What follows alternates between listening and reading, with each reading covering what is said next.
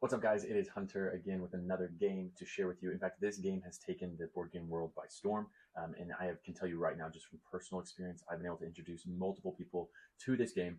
Every single person I've introduced to Flip7 have loved it. It is ages 8 plus, but I think younger players can learn this game and play along with all the older ones, as well as it is 2 to infinite number of players, depending on how many sets of this game you have. I think the rules recommend if you only have one to play, you can play up to 18 people, which is just amazing for any type of game that can be so fun and range so well to more players. It takes about 20 minutes. The goal of the game is to get to 200 points by playing multiple different rounds. And this is literally the most simple game, yet such an addictive game. Every time I've played it, people just want to keep playing more. So enough of that. Let me just explain it to you really simply. You'll shuffle the deck a numerous amount of times, and then that person is the dealer of the game. Of that round, they will deal one card to each person face up. In this example, we're just going to do 2 players. There are multiple different types of additional cards. This one is a ×2, meaning at the end of the round, if you're still in the game, you will multiply all of your points by 2. There are also some addition cards in there, meaning that you'll add an additional 1 point or up to 10 points to your current score. Your score is whatever you have in front of you currently. So for me, I would have 11 points. For this person, they'd have 1. This person, they currently still have 0, but they could multiply that, still would be 0. After everyone has been dealt 1 card, then the dealer will then ask if the person would like to continue. If they would like to continue, then they will simply ask for another card, or they'll say that they're going to stay, which means they lock in their score for that round. It'll be added to a score sheet, and they will bank that until future games, working to 200. This person would like to continue, so I flip up another card. This person wants to continue. I'll flip up an additional card. Then I will also take an additional card. Now here's the trick of the game. There is 1 0 in this game. There's 1 1 in this game. There are 2 2s in this game. There are 3 3s, 4 4s, 5 5s, 6 6s, 7 7s, 8 8s, 9 9s, 10 10s, 11 11s, and 12 12s in the game.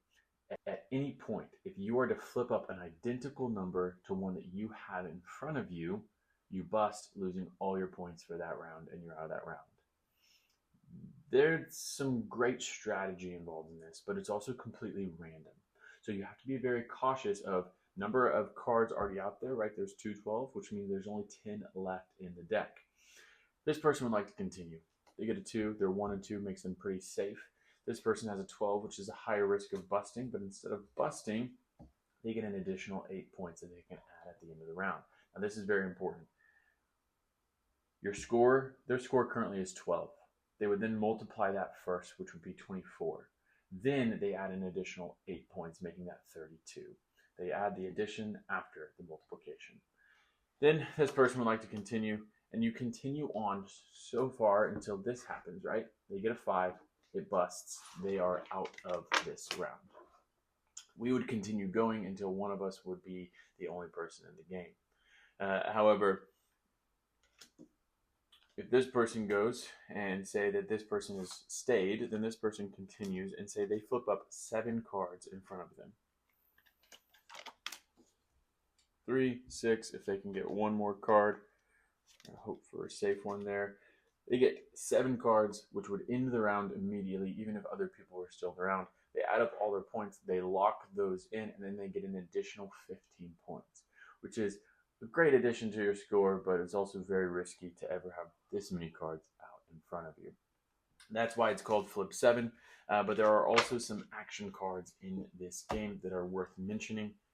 We have a freeze, a flip 3, and a second chance. These cards are great in mixing up the game. If a flip 3 is flipped over in front of you, you get to choose if you want to play it on yourself, which means you would take the next 3 cards, and if you would flip up a duplicate, you would bust. Or you can play it out on someone else, forcing them to take 3 cards. This would be great if someone was in the lead and they have quite a few cards in front of them and you want them to bust. That's great, but it's risky because they may still be in the round racking up a lot of points. Freeze means that you force someone to stay. They'll be out of that round, but they do get to lock in those points for that current round. Second chance can be played on you, meaning that the next time you would bust, you simply discard this card and the card that caused you to bust, and you can continue playing. So it's basically an extra life in the game. Again, the game is played over multiple rounds until you get to 200 points, meaning that person is the winner of that game. However, you will probably never just play one game in one night. People are always wanting more. This is the bigger box version that I don't believe is available anymore. Now you can pick up this smaller edition that they sell at Walmart for, I think, $8, give or take a little bit. And it's very accessible. Every single home should have this game. It is great to play. play with anyone at any point. I highly recommend you checking out Flip7. Thanks for watching.